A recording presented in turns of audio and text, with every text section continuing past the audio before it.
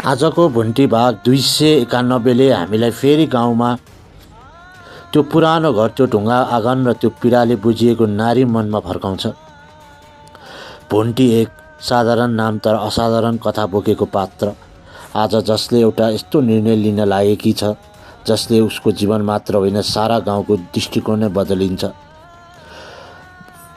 बिहान आकाशमा हल्का धुम्म घाम, आँगनमा सुकुमाया पानी छर्किरहेकी छिन्। भुन्टी चुपचाप ढुङ्गाको भित्तामा अडेस दिँदै चुचिरहेकी छ। कति समयसम्म लुकाउने यो पीडा? सुकुमायाको आवाज आउँछ, भुन्टी के सोध्दैछेस्? अनुहारमा डर देखिन्छ नि। भुन्टीको स्वर थरथर काम्छ तर दृढ छ। अब लुकाएर बस्न सक्दिनँ, म साँचो कुरा भन्नै पर्छ। त्यो वाक्यसँगै कथा चुपचाप तर गहिरो रूपमा बदलिन्छ। अब यो केवल भुन्टीको कथा होइन, सत्यको खोजीमा हिँडेकी एउटा नारीको बगर आवाजको क्रान्ति हो। घरभित्र आशा आमा छिन्। उनको अनुहारमा चिन्ता र ममता मिसिएको छ।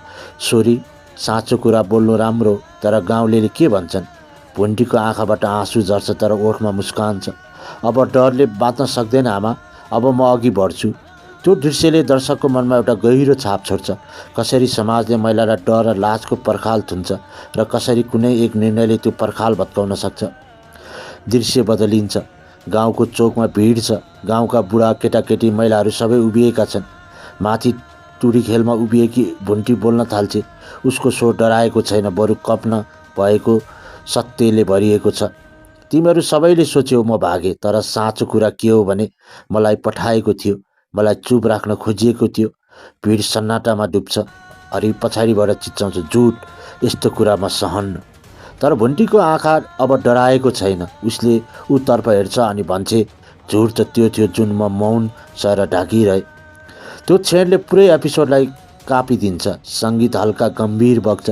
दर्शकको मुटु टुकटुक गर्न थाल्छ। आशा, आमा र सुकुमाया टाढाबाट हेरिरहेका छन्। आमाको आँखाबाट आँसु झर्छ तर त्यो दुःखको होइन, गर्वको आँसु हो। उनी मनमनै भन्छे, मेरो छोरी आज साहसी बनेकी छे। भुन्टीको यो निर्णयले गाउँका मान्छेहरू दुई भागमा बाँडिन्छन्। कसैले उसलाई दोष दिन्छन्, कसैले सम्मान। तर एउटा कुरा सबै बुझ्छन्, अब सत्य लुक्ने छैन। कथाको अन्त्यतिर क्यामेरा भुन्टीको अनुहारमा फोकस हुन्छ।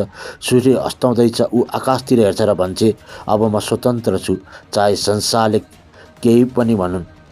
त्यो संवादसँगै भाग 291 समाप्त हुन्छ। तर दर्शकको मनमा नयाँ उत्सुकता बग्छ। अब के हुने? गाउँले कस्तो प्रतिक्रिया दिन्छन्? हरि के गर्ने र भुन्टीको जीवन कुरा दिशातिर मोडिन्छ। समीक्षक भावमा अन्तिम टिप्पणी। यो भागमा निर्देशकले पात्रको आत्मसङ्घर्ष र सत्यबोधलाई सुन्दर ढङ्गले प्रस्तुत गरेकी छिन्। आशा गौतम र सुकुमायाको अभिनय विशेषतः प्रभावशाली छ। उनीहरूको भावात्मक संवादले कथा अझ जीवित बनाउँछ। भुन्टी पात्र अब पीडित होइन, आवाज बनेकी छे। यसैले यो एपिसोड सामाजिक सन्देश मात्र होइन, नारी सशक्तिकरणको चेतना पनि बोकेको छ। भुन्टी भाग 291 एउटा यस्तो अध्याय जहाँ नारीको मौनता टुट्छ र सत्य बोल्न थालेपछि गाउँ नै हल्लिन्छ। आगामी भागमा के भुन्टीले आफ्नो सत्य टिक्न सक्छ जान्नका लागि अर्को एपिसोडमा भेटौँला। धन्यवाद।